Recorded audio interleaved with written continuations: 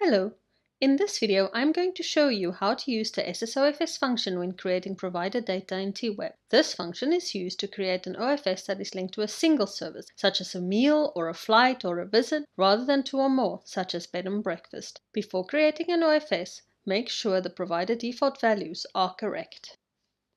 Then, on the General tab, under Service, find the service, for example, 1 hour tour, and click SS OFS. A frame appears with the minimum information required to create the object. Adjust the default values if necessary. For example, meal plan, 2 visits, and click Save. Close the message confirming that the object has been created. On the OFS tab, note that the object has been created, linked to the service. Default values are initialized based on the provider, but may need to be adjusted.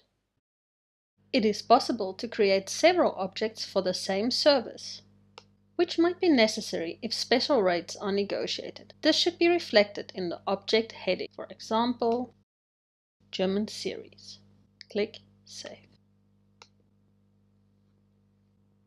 If, for the service, the locations start and end are different, when you create an SS OFS, the headings proposed by default includes the routing.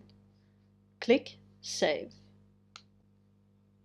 You can create all the objects for all the services, one after the other.